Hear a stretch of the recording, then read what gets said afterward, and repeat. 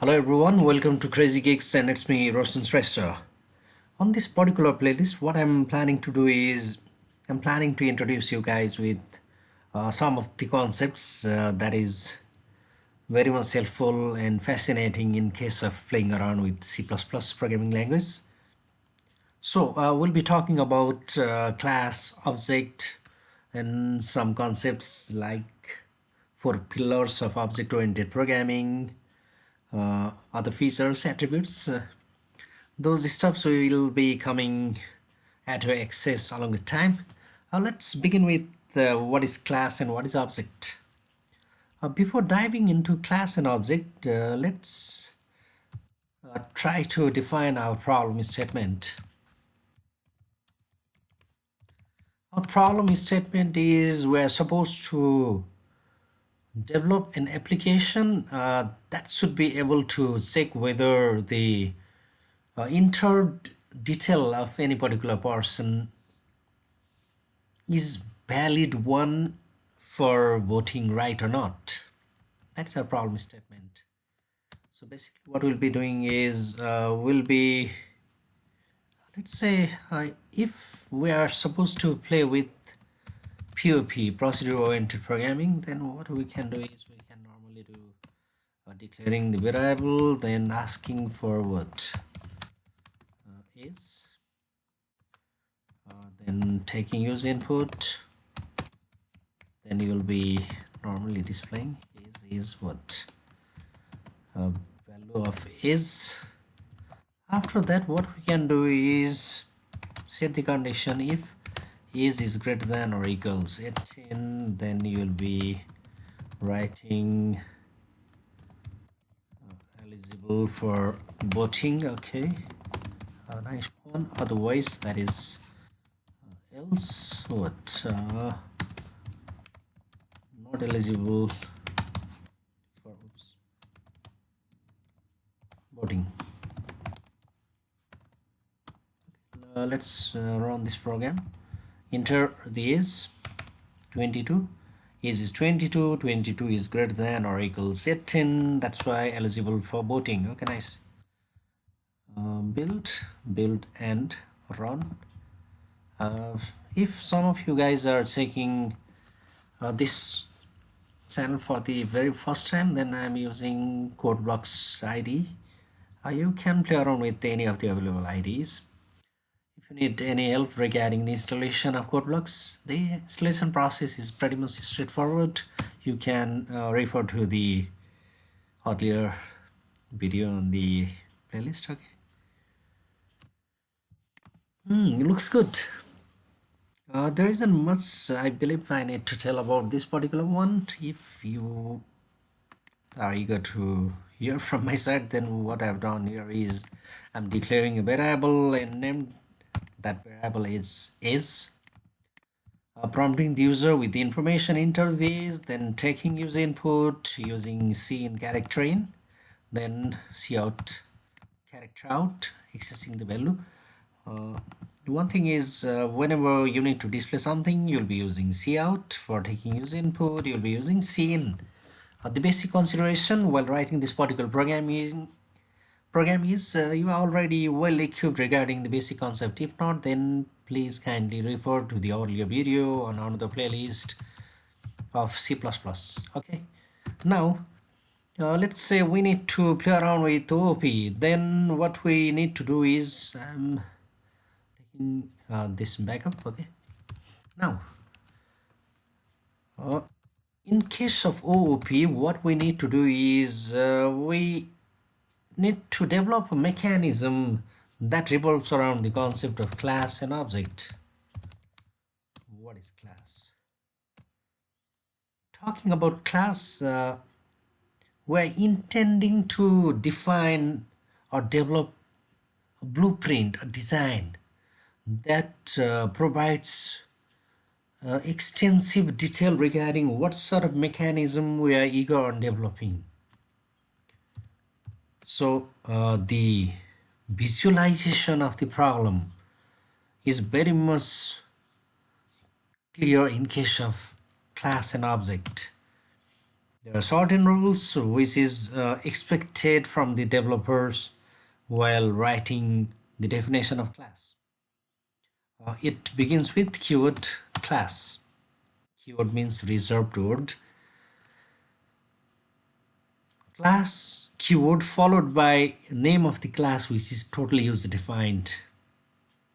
In the naming convention is you are supposed to begin your class name with uppercase. We're talking about the voting right?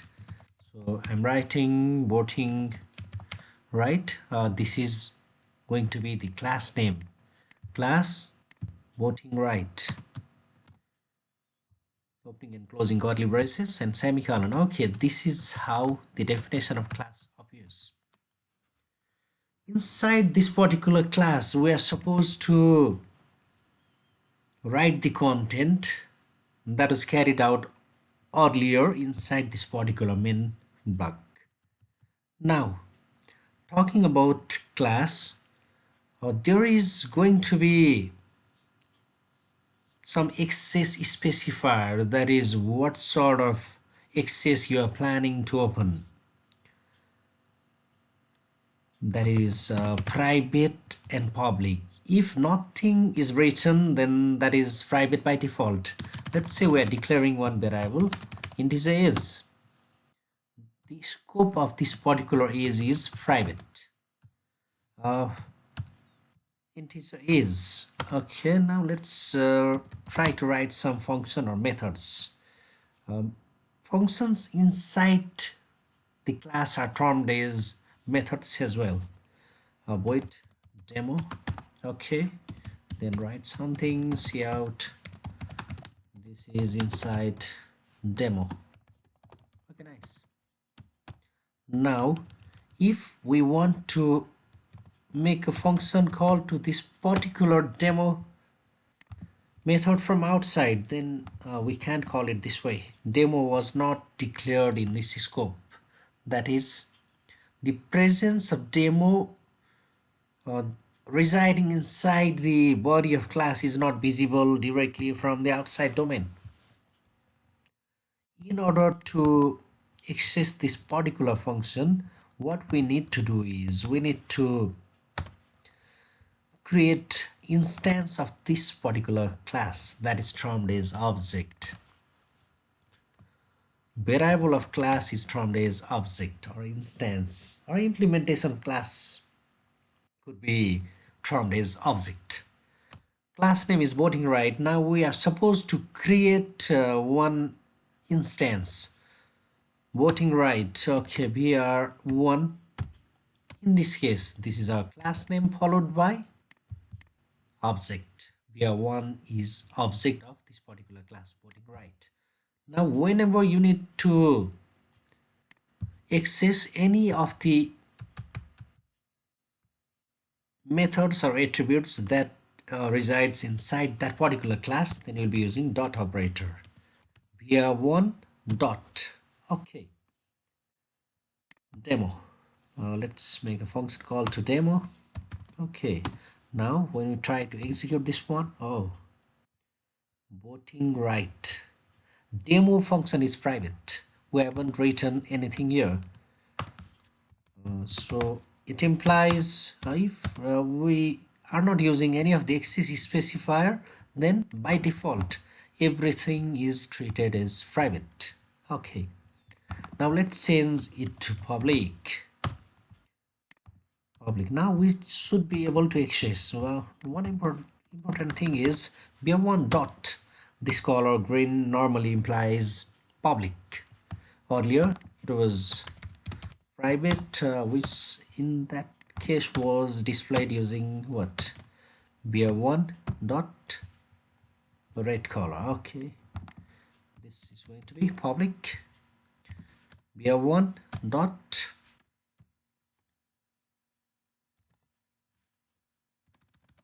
br1 dot okay demo.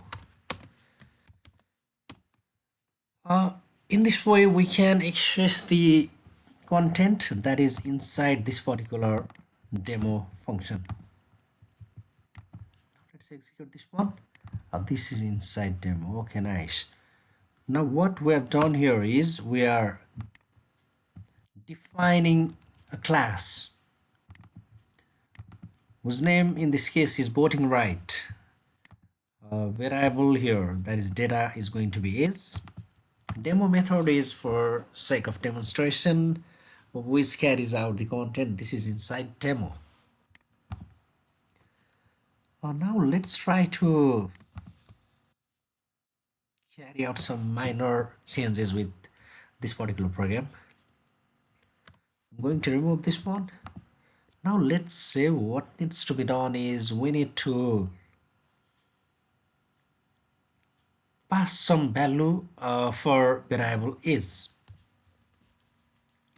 In that case, what we can do is let's define a method from this void. Okay, at first I'll be writing one method, that is display, whose sole task would be displaying what is value of is. Now if I'm making a function call to display, then in this case there isn't going to be much happening. This one is what? This one is garbage information, I suppose. Here there is no default value at this particular moment, so we are creating an object of this particular class and making a function call to display. Now let's set some function with what input. We are supposed to pass some detail and assign it to is value of is. Now via one dot input and 22, let's say, is being passed as value of is. 22 is going to be copied here, so is equals 22. From display you'll be getting is 22. Looks good.